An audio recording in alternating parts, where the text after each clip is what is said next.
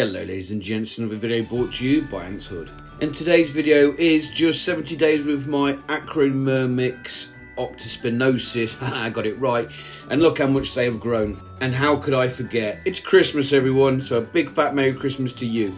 Now I do love Christmas, but the odds are if you're watching this in Christmas Day, I'm still at work.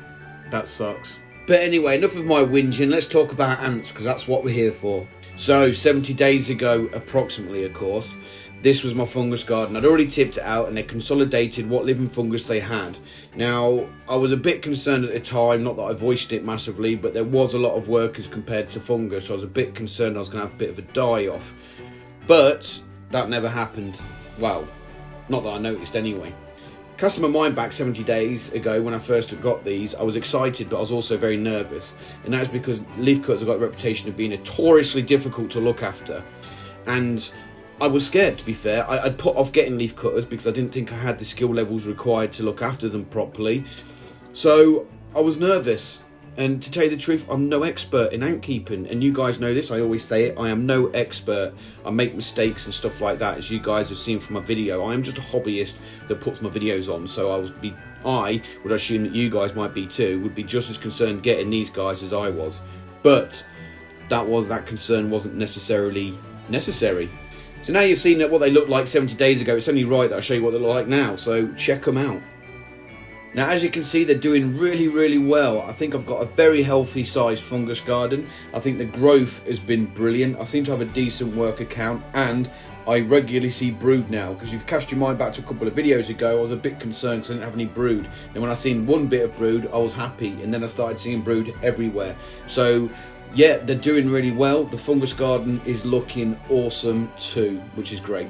I'm now able to get some really good macro shots. Now I'm figuring out how the lenses work with my phone, and I'll be able to get 4K videos as well.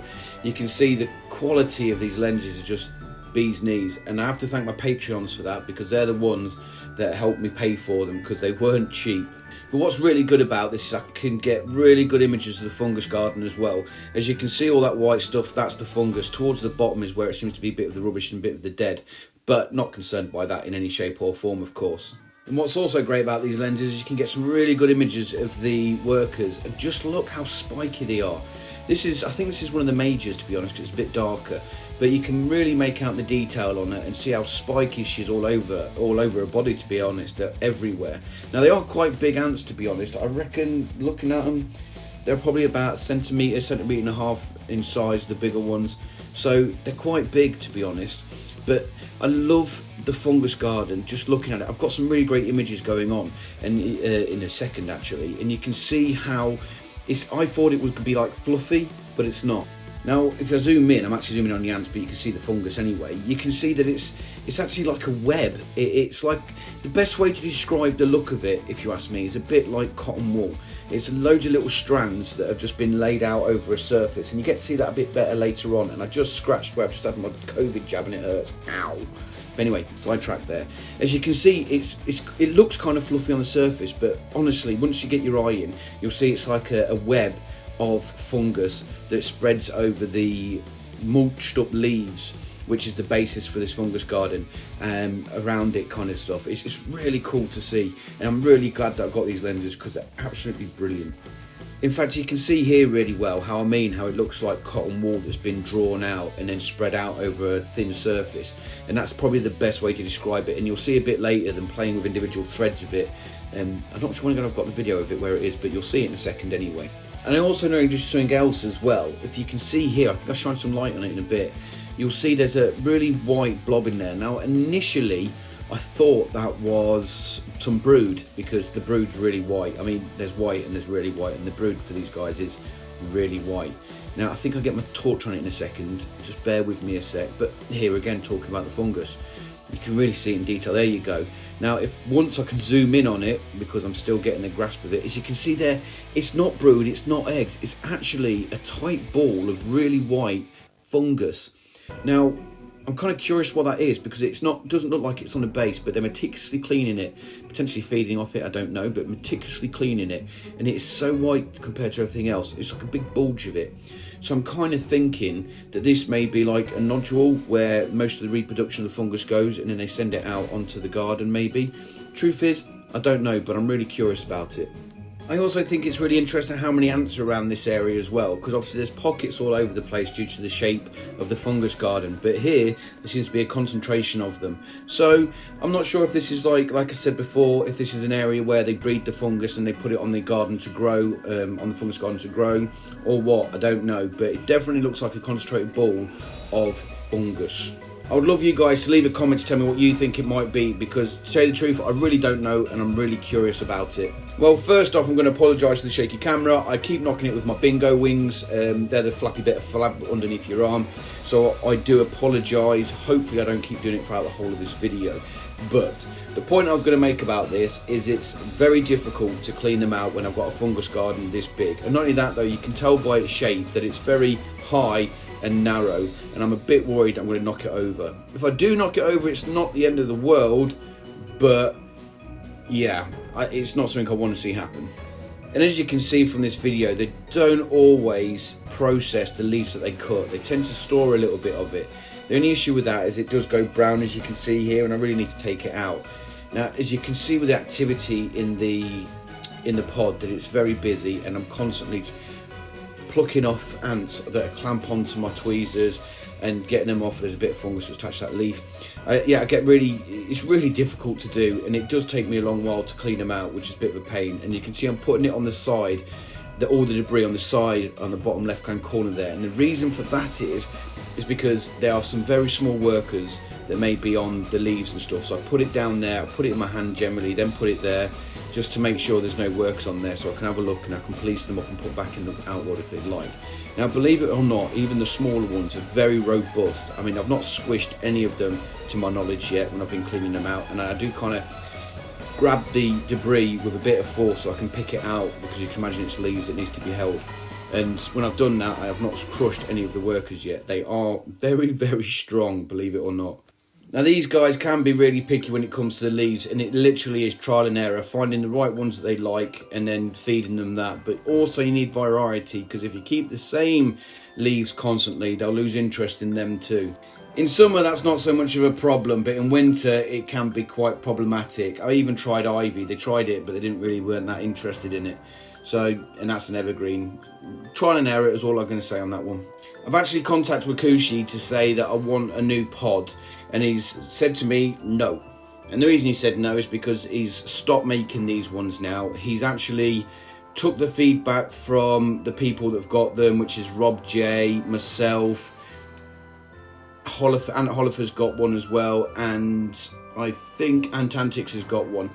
And with the feedback that we've given him, he's modified it, and he's just currently testing that on his own colony. But I am keen to get my mitts on it, because I want to really badly expand these, because as you can see, they are getting quite dirty and they are very difficult to clean out.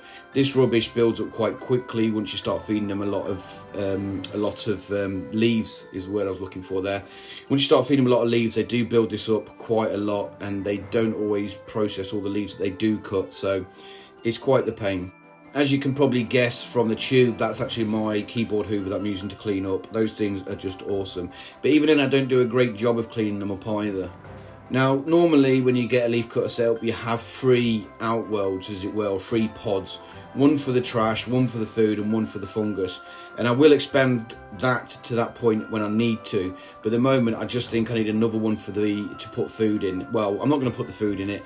Once I get a new pod, I'm going to take this fungus out, and I'm definitely going to record that, because it's probably going to be a disaster, standard true Ants Hood style. And I'm going to put that in the new setup, and then I'm going to use this for the feeding stroke trash, because once I've set up a trash area, then they'll generally keep using it. And if I can put it in the fungus in a new setup to keep that nice and clean, that'll be a big bonus. If you are curious how I've managed to keep this setup heated and keeping it clear like this, well, it's dirty, but I do clean it, trust me. Keep it clear with no condensation is because I heat the room up to 25 degrees, which is the required temperature for these guys. Now, I know that Wakooshi's new setup that he's going to hopefully, I'm going to grab off him, is going to be the same as this one, use ambient temperature to warm the setup. That might not be viable for everybody. I've got a fairly small room for me, so I've just got a cheap little electric heater attached to a thermostat that keeps it ticking over at 25 degrees. but I think for viewing is the best method of doing it, because anything else is likely to cause condensation. But I must admit, I know that Ant Boy UK has just released his leaf cutter setup. Now he has also started, because he didn't do it previously, putting plaster stroke gypsum in the bottom of his setups now as well. So humidifying them and keeping them humid should be a lot easier like it is with this setup. So I've not used his stuff, I'm not likely to, but it's an option out there as well. I think Ant Lab did a leaf cutter setup, but I think it was a Colonialist reviewed it and said it was trash. So yeah, I'm not sure if he's still doing it or not, if he's modified it. I generally don't know. Now, as you can look at my glass, you can see that it's really dirty, so I am going to clean that. All I'm using is a wet cotton wool with some water on it just to clean it up, and then getting some dry stuff to dry it off. I think that the dirt has come from the barrier that when I first got this outboard, I put a barrier around the top of it, but I'm wiping that off now anyway around the whole of the setup, because they, with this design, with that tube down the middle, they can just climb up there onto the roof. So after I did it, I kind of thought, well, that was a bit pointless.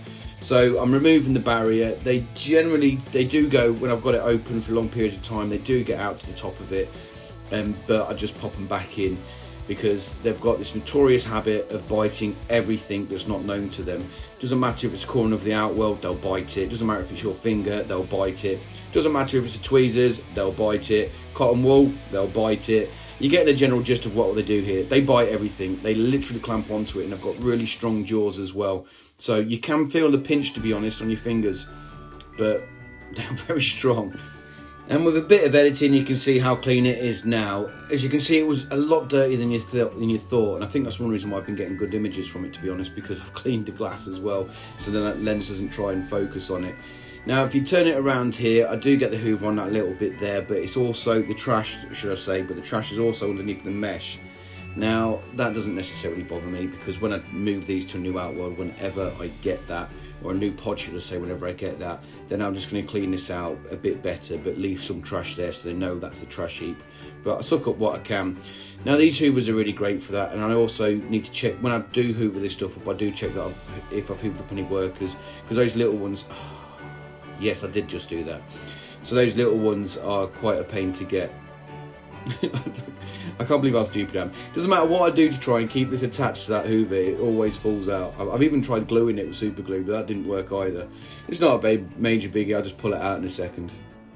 And this is it, all nice and clean. As you can see, I've taken most of the rubbish out now. I've sucked it up with the hoover, and I've cleaned the glass so it's nice and clean as well.